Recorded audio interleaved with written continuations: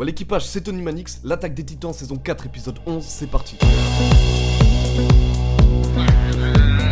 On retrouve Gabi et Falco dans leur cellule, et Gabi est en train de souffrir le martyre. Alors un soldat insulaire, aussi cruel qu'il soit, s'approche d'elle pour lui venir en aide. Quelle horreur! Sauf qu'elle bluffait, et malgré ses bonnes intentions, elle lui tabasse le crâne, avant de l'achever au sol à coups de pierre et de s'enfuir en compagnie de Falco.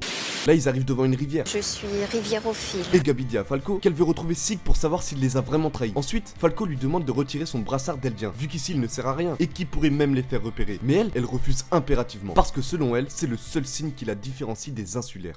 Après ça, une jeune fille les surprend et elle les invite à manger chez elle. Mais Gabi, qui était prête à lui refaire la face à coups de cailloux, reste sur ses gardes, toujours persuadée que les insulaires sont incapables de faire preuve de bonté. Elle dit même à Falco qu'elle refuse de partager un repas avec eux. Tu t'assois pas à notre table. Finalement, Falco la convainc d'honorer leur invitation et ils sont accueillis par le père de Sacha, qui accepte de les héberger aussi longtemps qu'ils le voudront, vu qu'il offre l'hospitalité à de nombreux orphelins, ce frère. Ensuite, sa femme leur sert un repas et à un moment, elle se met à caresser la tête de Gabi et ça la rend hors d'elle. Vous ne me touchez pas! Mais bon, au final, elle accepte tant bien que mal de manger une cuillerée du plat.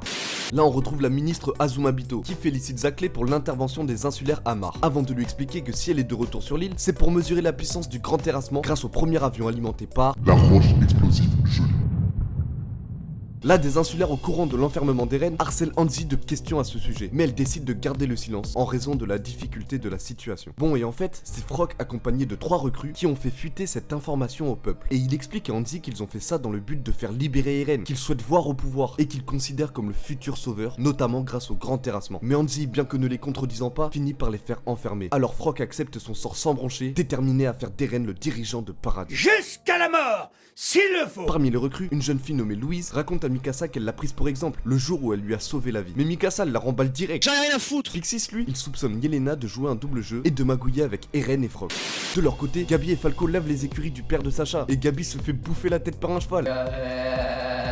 Avant de se retrouver au sol avec un seau sur la tête. Après ça, la jeune fille les invite à manger et elle parle de l'orphelinat avec Falco. Mais Gabi intervient et lui dit clairement que les Eldiens auront bon joué les braves gens, cela n'effacera jamais les fautes de leurs ancêtres. J'avoue que même si elle a que 12 ans et qu'elle s'est fait laver le cerveau, je galère à pas la trouver exaspérante dans cet épisode. Bref, du coup Falco se met à stresser. Ouais, il a peur que la fille se rende compte qu'ils viennent de Mars. Mais elle leur répond qu'elle le savait depuis le début. Ce qui fait que Gabi tente de la planter avec une fourche. Vous êtes désagréable? Sauf que des gens leur demandent si tout va bien. Et malgré tout, la jeune fille continue de les couvrir. Ensuite, elle les emmène dans son ancienne maison et on se rend compte qu'il s'agit de la fille qui a vu sa mère se faire dévorer devant ses yeux lors de la saison 2. D'ailleurs, après leur avoir expliqué ce drame, elle demande à Falco et Gabi pourquoi les Mars en voulaient à sa mère. Et Gabi continue de lui rabâcher que ses ancêtres ont fait énormément de mal.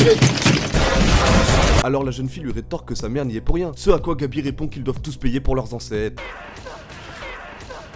Je l'écoute en boucle. Au final, Falco lui explique que sa mère est un dommage collatéral et s'excuse au nom des Mars, ce qui déplaît fortement à Gabi. Ensuite, la jeune fille leur explique que la fille qui l'a sauvée, Sacha, est devenue son héroïne, mais qu'elle est décédée. Elle leur dit aussi qu'un cuisinier Mar l'a invité, elle et la famille de Sacha, à manger dans son restaurant, et qu'ils devraient l'accompagner, parce que ça les aiderait peut-être à trouver comment rentrer chez eux. Après le générique, on se rend compte que Magat sait que Sig est un traître. T'es bien renseigné, toi. Du coup, il annonce l'opération Terre Brûlée, qui aura lieu sur Paradis d'ici 6 mois. Mais Cord réagit, explique qu'il faut s'y prendre plus tôt pour sauver Falco et Gabi, en mettant en avant qu'il s'agit de 2 éléments majeurs de leur armée. Quant à Reiner, il leur dit qu'il faut les attaquer tout de suite s'ils veulent remporter cette guerre.